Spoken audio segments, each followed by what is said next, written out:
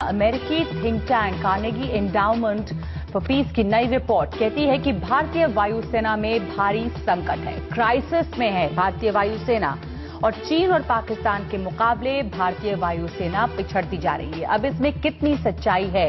जिन्होंने रिपोर्ट लिखी है एशले टेलिस, वो बड़े जानकार माने जाते हैं और तमाम देश उनकी सलाह को मानते हैं और कहा जा रहा है कि भारतीय सरकार के लिए ये पहली प्राथमिकता होनी चाहिए कि चीन और पाकिस्तान से जो फासला बढ़ा है उस पर काम करें। इस पर हम चर्चा करेंगे कि कितना तैयार है भारत। भारतीय वायुसेना का संकट कितना गहरा है, चीन और पाकिस्तान से हमारा फासला कितना ज्यादा बढ़ गया है और भारत की सरकार क्या इसके लिए सचेत है और कितने कदम उठा रही है और कितनी जल्दी उठा रही है। मेरे साथ सुरक्षा विशेषज्ञ प्रफुल्ल बख्शी मौजूद हैं इस पर बातचीत करने के लिए। प्रफुल्ल बख्शी साहब, लगातार ये बात होती रही है कि हम कहीं पिछड़ रहे हैं, लेकिन कार्नेगी एंडाउमेंट की जो रिपोर्ट है वो इस बात को दोहरा रही है और चेतावनी थोड़े और गंभीर स्वर में दी गई है। ये चेतावनी कितनी सीरियस है? कई बार ये भी डाउट होता है कि क्या अमेरिकन थिंक टैंक है, अपने अपने हथियार बेचने की होड़ है, क्या इसमें ये एंगल है या वाकई ये गंभीर स्थिति है? देखिए, ये तो अब बहाने ढूंढने वाली बात है, इसमें बिल्कुल टोटल सच्चाई है।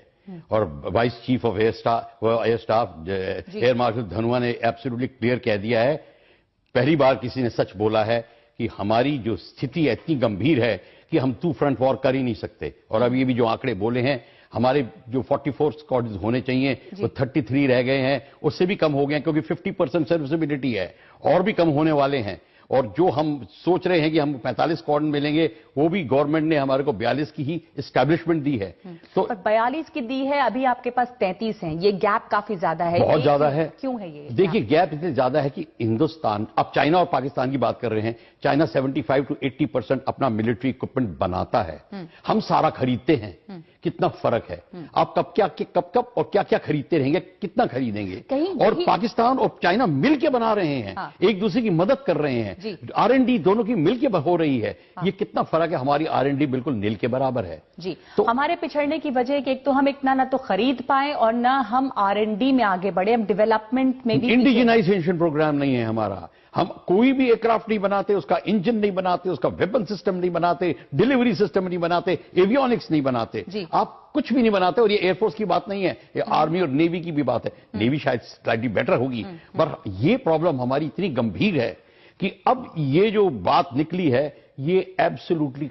आपने जो एक बात अभी उठाई वो बहुत वाजिब बात है और बार बार हम इस पर चर्चा करते रहे हैं। और कार्नेगी एंडाउमेंट फॉर पीस में जो एशले टेलिस ने लिखा है, जो बड़े जानकार इस इलाके के माने जाते हैं, साउथ एशिया के, उन्होंने ये भी लिखा है कि जो डिलेमा है भारत में वो ये भी है कि टेक्नोलॉजिकल सुपीरियोरिटी को आप बनाए रखें और साथ साथ आप सेल्फ सफिशिएंसी भी चाहते हैं। सेल्फ सफिशिएंसी वही है, और self sufficiency and technological superiority, टकराव इसमें है। देखिए, सेल्फ सफिशिएंसी आपकी तब आएगी जब आप अपना प्रोग्राम्स आपके बनेंगे, आपकी टेक्नोलॉजी आपके पास में होगी। आपके पास टेक्नोलॉजी है ही नहीं। अब प्राइम मिनिस्टर मोदी जो बहुत जोर से जिस पे जोर दे रहे हैं, मेक इन इंडिया कर रहे हैं, वो इसको लेके कर रहे हैं कि हम जितनी जल्दी टेक्नोलॉजी आए और जितनी जल्दी हम उसकी बनाने की कोशिश करें ताकि भारत इस गंभीर स्थिति से निकले। हमारे को एक ही सिर्फ स्थिति में प्रॉब्लम ये आएगी कि चाइना की प्रिपरेशन इतनी ज्यादा है कि अगले 2020 में चाइना के पास में हम 800 कॉम्बैट एयरक्राफ्ट होंगे, पाकिस्तान के पास में 200 मोर होंगे।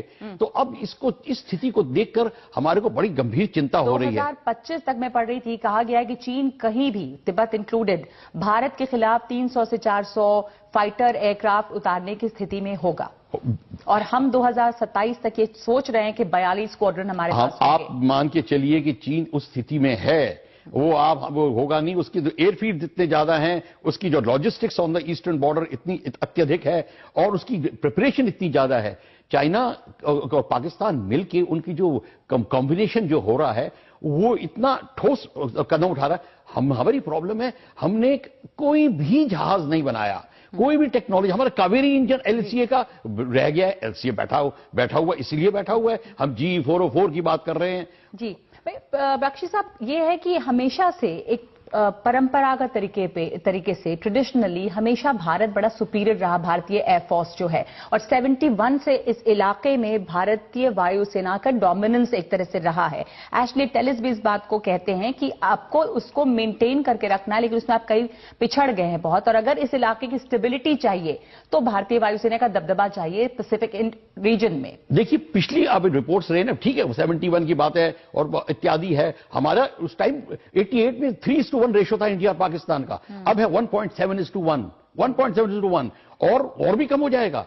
तो आप बताइए, और 50% सर्विसिबिलिटी जो रह जाएगी, तो हमारा ये रेशियो जो है, एडवांटेज रेशियो, और भी कम हो जाएगा। और उसके बाद में जो चाइना के साथ में जो उसको टेक्नोलॉजी मिल रही है, R&D मिल रही है, तो स्थिति और भी गंभीर हो जाएगी। तो जो कार्निज बोल रहा है वो एब्सोल्युटली करेक्ट बोल रहा है, उसमें बात नहीं है। पर मैं आपकी ध्यान से बताऊं, 1995 में रैंड कॉर्पोरेशन ने एक स्टेटमेंट दी थी, पार्लियामेंट में हंगामा हो गया था कि इंडिया के पास में 47 से अब तक कोई नेशनल सिक्योरिटी डॉक्ट्रिन नहीं लिखी।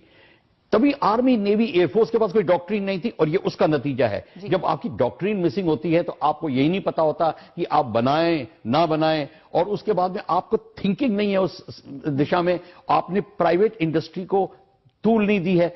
That is why new government जो कर रही है वो प्राइवेट इंडस्ट्री को जल्दी से जल्दी लाने की कोशिश कर रही है। अभी तक जो लाइट कॉम्बैट एयरक्राफ्ट तेजस है, वो अभी तक उसका इंडक्शन जो है वो कहीं अभी ठीक से नहीं हुआ है, और वो भी डाउटफुल हो रहा है। हालांकि से जो बातचीत है वो अपने आखिरी दौर में है, पर अभी भी वहां समस्या बनी हुई है रफाल के लिए, रफाल की जो बन रही है, और उसके बाद में जो उसकी कॉस्ट प्रॉब्लम जो आएगी वो और भी स्थिति को गंभीर कर देगी। सो 36 रफाल की बात हम कर रहे हैं, पर रफाल की जब बात कर रहे हैं तो हम इस बात को भी ध्यान दें कि हमें रफाल को बनाना है, यहां पे उसकी टेक्नोलॉजी बनानी है, उस बात को ज्यादा जोर देना चाहिए, ना कि हमको प्राइस नेगोशिएशंस करनी चाहिए। जब तक हम इस बात को नहीं लेके अड़ेंगे फिर बात वही हो जाएगी, आपके 3 साल बाद फिर वहीं बैठे रह जाएंगे। Air staff air marshal Dhanoa ने जो कहा था कि हम नॉर्थ ईस्ट और वेस्ट दोनों फ्रंटियर को एक साथ सुरक्षित नहीं कर सकते। टू फ्रंट वॉर अगर हो तो टू फ्रंट, यही तो गंभीर स्थिति है, और टू फ्रंट वॉर होने के बहुत चांसेस हैं, क्योंकि चाइना और पाकिस्तान बहुत क्लोज है। हालांकि अगले 5-6-7 साल में मेरे ख्याल से इसलिए नहीं होगा कि चाइना की ईस्टर्न बॉर्डर में चाइना के बहुत प्रॉब्लम्स हैं। वो हमको जो टाइम मिल गया है, 6-7 साल 8 साल मिला है, उसमें हमको ब्रेक नेक स्पीड से काम करना पड़ेगा। पर हम वो ब्रेक नेक स्पीड पर काम कर ही नहीं रहे, कि कुछ स्टार्ट ही नहीं हुआ अभी तक कुछ स्टार्ट नहीं हुआ है, वक्त कम है आप कह रहे हैं, और ये जो चेतावनी है जो कार्नेगी एंडाउमेंट की तरफ से आई है वो गंभीर है, और नई दिल्ली को इसके ऊपर गौर करना होगा कि वो जल्द से जल्द काम करे, ताकि जो फासला बढ़ रहा है पॉलिटिकल विल की जरूरत है, बड़ी कमजोर है। और हमारी जो ब्यूरोक्रेटिक थिंकिंग है, प्राइम मिनिस्टर मोदी को उससे प्रॉब्लम आ रही है। सबसे मेजर काम करना पड़ेगा प्राइम मिनिस्टर मोदी को। आप कह रहे हैं कि नई सरकार में मिनिस्ट्री ऑफ डिफेंस को ठीक करना पड़ेगा, और वो करना चाह रहे हैं, पर अभी वक्त लग रहा है, और वक्त जो है कम है, और जल्दी करना पड़ेगा। शुक्रिया आपका इस बातचीत के लिए। गंभीर स्थिति भारतीय एयरफोर्स के सामने है, जिससे निपटना सबसे पहली प्राथमिकता होनी चाहिए सरकार की, ये कह रहा है अमेरिकी थिंक टैंक। इंटरनेशनल एजेंडा में आज के लिए इतना